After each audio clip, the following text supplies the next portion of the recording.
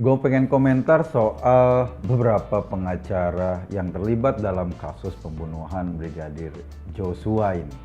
Kayaknya seru di acara Masuk Pak Eko.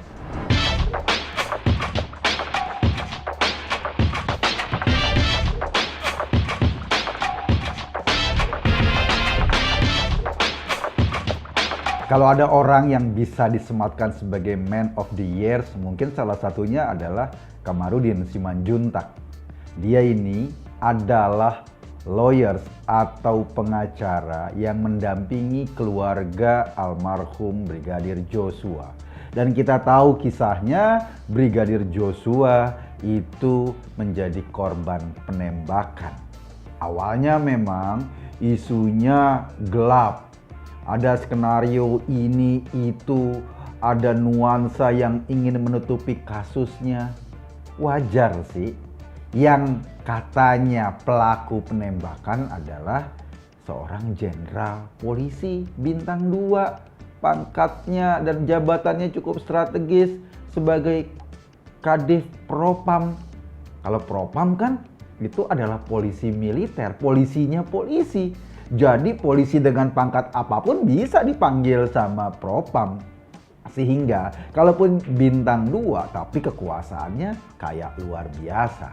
Nah, dalam konteks ini jadi disinyalir atau diduga dan sampai sekarang kasusnya mulai terang benderang, pelakunya adalah atau yang terlibat adalah Jenderal Bintang 2 Ferdy Sambo ini. Karena posisinya strategis di kepolisian dan dia tentu saja punya perasaan bersalah karena habis melakukan tindakan kriminal, berusahalah lepas dari hukum, nutup-nutupin kasusnya, bikin skenario A, bikin skenario B, menghilangkan barang bukti. Ketika kasus itu sampai ke publik merasa ini kok aneh deh, masa sih. Nah, pertanyaannya kayak gitu. Pertanyaan, masa sih begitu? Masa sih begini? Kok begitu sih? CCTV-nya kemana? Ininya kemana? Nah, desakan-desakan publik itu yang kemudian mendorong kasus ini lebih terkuak. Tetapi publik juga dipasok oleh informasi dari seorang lawyers atau pengacara yang duduk membela Joshua sebagai korban.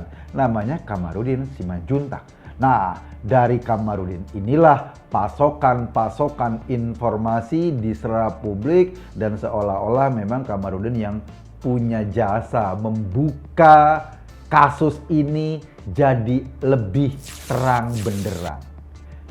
Kemarin sudah ada sidang kode etik yang memperhadapkan Ferdy Sambo di depan para jenderal polisi. Dia disidang secara etik. Lalu kabarnya sebagai anggota Polri dia sudah dipecat atau dinyatakan ditangguhkan, dikeluarkan sebagai anggota polisi. Menyakitkan memang, ini hukuman institusi. Jadi Sambonya kemudian kena hukuman. Bukan cuma itu, kita juga lihat di RDP, rapat dengan pendapat DPR yang menghadirkan Kapolri, petinggi-petinggi polisi dengan para anggota dewan. Dan sudah mulai sedikit terbaca clear apa latar belakang kasus ini. Kata Pak Kapolri, mungkin ini ditenggarai kasusnya menyangkut persoalan kesusilaan. Kesusilaan kita udah tahu dong arahnya kemana. Kalaupun laporan tentang pelecehan seksual istrinya Ferdy Sambo, Mbak Putri itu sudah ditangguhkan dan menurut Kapolri ada problem kesusilaan, berarti bukan dilecehkan. Kesusilaannya dalam tanda kutip ada persoalan lain. Jangan membayangkan kesusilaan itu seperti Susila Bembeng Yadayana. Beda, ini kesusilaan yang lain. Kalau kasusnya kayak gitu dan sudah mulai terang benderang sekarang, Pak Sambonya sudah jadi tersangka, istrinya jadi tersangka, ada 3 orang polisi lainnya yang terkena sangkaan pidana karena membantu prosesi pembunuhan itu. Ada 90 yang diperiksa dalam sidang etik, belasan polisi dijatuhi hukuman, misalnya dipindahkan ke tempat atau dimutasi ke tempat yang barangkali tidak mereka inginkan. Artinya, sebagai sebuah institusi, polisi mulai bekerja secara serius, mulai menguak kasus ini pelan-pelan. Kasusnya terkuak. Salah satunya ya ada jasa Pak Kamarudin di situ. Ada jasa masyarakat juga. Masyarakat yang teriak-teriak, yang ikut mendorong kasus ini. Jangan sampai kemudian ada skenario-skenario yang di luar akal sehat. Dan ingat, Pak Jokowi udah 4 kali loh ngomong. Saya berharap kasus ini diselesaikan dengan tuntas, dengan cepat, dengan tegas dan terukur. Itu omongan berkali-kali di depan media. Jadi siapa yang pahlawan? Ya bukan cuma Pak Kamarudin sendiri, masyarakat juga ikut terlibat dalam mendorong kasus ini terbuka. Pak Jokowi juga sebagai presiden terang-terangan ngomong kasus ini terbuka.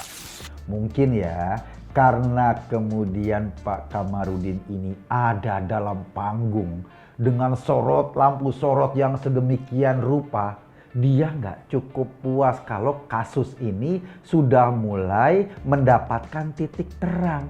Kalau kasus ini sudah ada titik terang, polisi sudah berjalan secara hukum, dan kemudian kasus ini dibawa ke dalam ranah-ranah hukum untuk menguji fakta-fakta, bukti-bukti dan lain-lain. Kan panggung bagi Pak Kamarudin jadi lebih sepi, lebih anyep, kosong, sehingga orang tinggal menunggu. Toh sudah dibawa dan sudah terang benderang lah, relatif sudah terang benderang.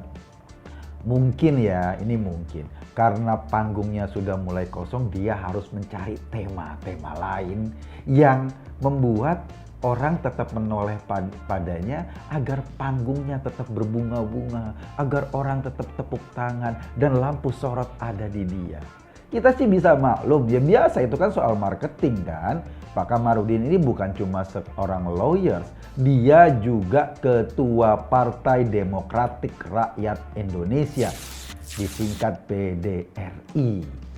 Jadi sebagai seorang lawyer yang juga ketua partai, penting kehadirannya berdiri di depan publik untuk menarik perhatian. Ujung-ujungnya dari ketua partai kan ya dapat suara, dapat dukungan publik. Jadi kalau panggungnya udah meredup, ya dia harus mencari panggung-panggung yang lain. Dari awal gue sebetulnya udah agak ngegigit dahi gue ketika dalam kasus ini dia membawa-bawa Ahok yang sama sekali gak ada hubungannya. Ahok sama mantan istrinya itu yang sama sekali gak ada hubungannya dia kait-kaitin. Dan kalau gak salah Pak Ahok sudah melaporkan omongan ini ke polisi. Gak ada hubungannya tapi dikait-kaitkan. Ketika waktu itu orang sedikit mengkritisi, publik marah. Weh, ini malaikat loh, penjaga kebenaran loh, yang membongkar-bongkar kasus Sambo sedemikian rupa. Jadi nggak mungkin dia salah kalau dia membawa-bawa nama Ahok dalam kasus ini yang sama sekali nggak ada hubungannya. Pak Ahok nggak boleh tersinggung karena yang ngomong setengah malaikat. Gitu deh kira-kira. Sekarang karena panggungnya udah mulai redup, dia mulai lagi ke level yang lebih tinggi. Dia membawa-bawa nama Pak Jokowi. Apa komentar dia? Komentar Pak Kamarudin, ini di era Jokowi menjadi negara otoriter, menjadi negara yang tidak menghormati hukum, dan itu terjadi di era Pak Jokowi. Gila ya?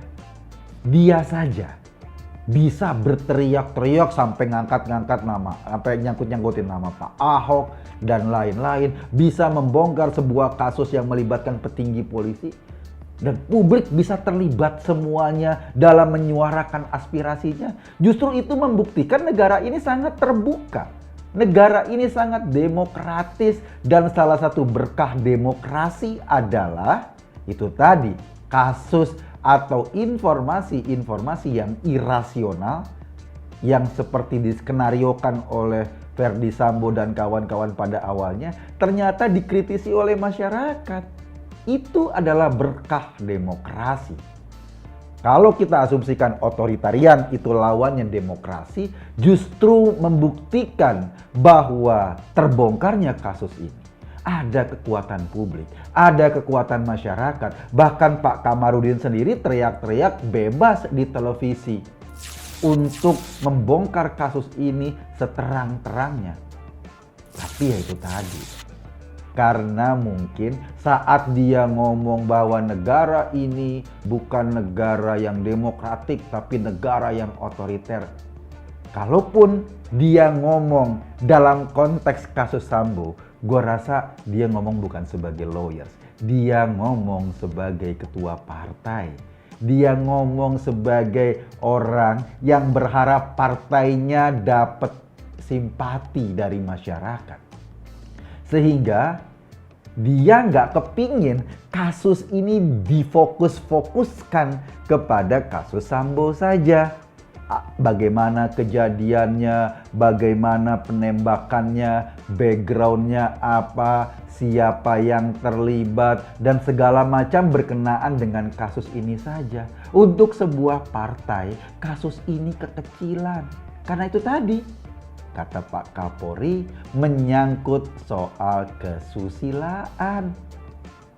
Bukannya Susi Pujiastuti, bukannya juga Susilo, tetapi kesusilaan. Itu khas kesusilaan. Kesusilaan itu artinya ada bau-bau celana dalam. Gitu deh. Pasti lo udah gede dong, udah ngerti. Buat sebuah partai, hal-hal yang menyangkut rumah tangga, kesusilaan, kan kecil banget untuk dikipas-kipasin. Karena itu dia mau narik-narik lagi ke hal yang lebih besar. Makanya sasarannya akhirnya Pak Jokowi. Pak Kamarudin nggak sadar sih. Padahal Pak Jokowi udah 4 kali lo ngomong bahwa kasus ini harus diselesaikan dengan secepat-cepatnya, setuntas-tuntasnya. Sama dari awal, seperti yang Pak Kamarudin teriakkan. Artinya apa? Kalau saja presiden nggak ngomong gitu, barangkali beda lagi senarionya. Barangkali lain lagi langkah-langkah yang diambil.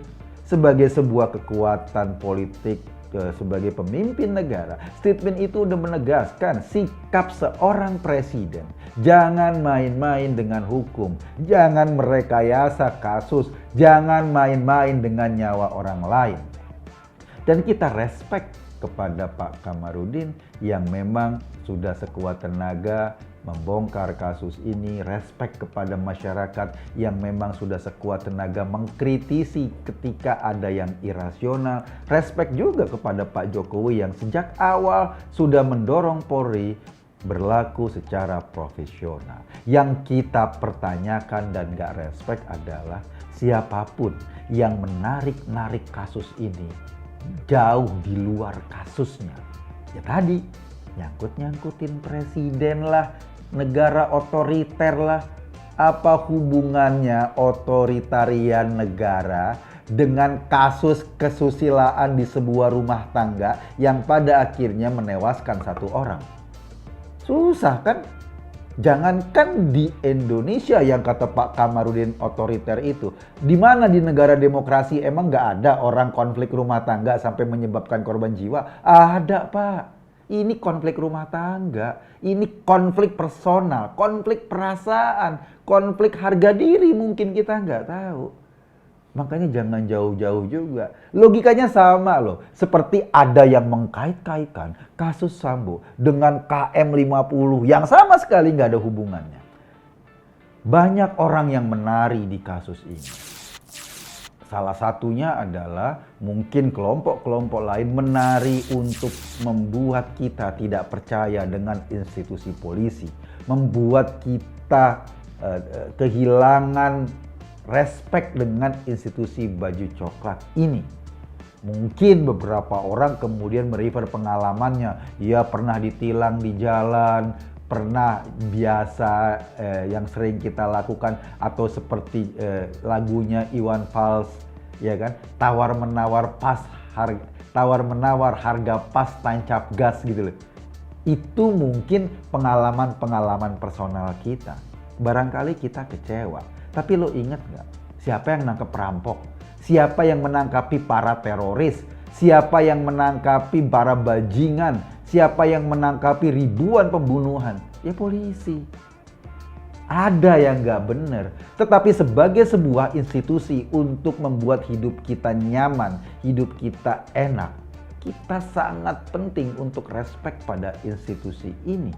Kita sangat penting untuk percaya. Bahkan kata Pak Mahfud MD, 60 tahun kita ada polisi rusak. Itu jauh lebih baik dibanding 1 hari saja tanpa polisi. Gue pikir-pikir, bener juga ya. Lo bayangin kalau negara gini tiba-tiba nggak ada polisi. Waduh, yang rampok jadi rampok, yang maling jadi maling, yang pembunuh jadi pembunuh, yang orang suka menjarah jadi penjara. Dan kita pernah ngalamin itu di 98. Kita pernah ngalamin itu, sebuah suasana kebiadaban yang minta ampun.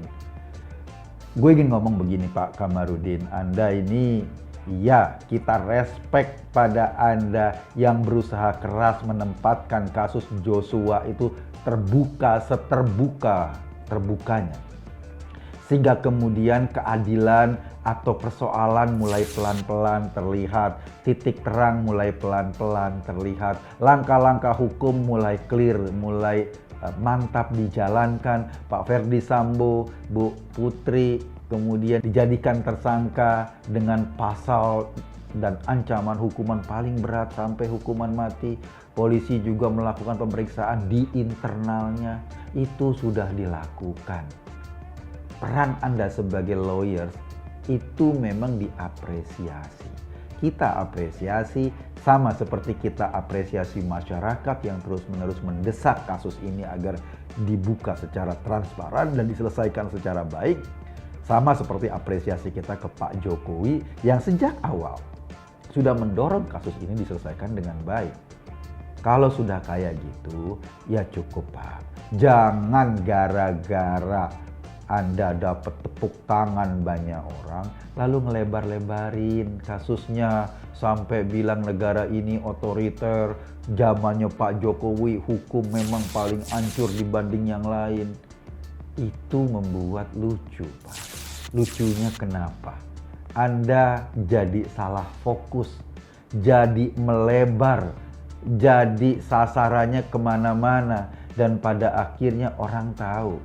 Kadang-kadang Anda bertindak sebagai lawyers, kadang-kadang Anda bertindak sebagai politisi.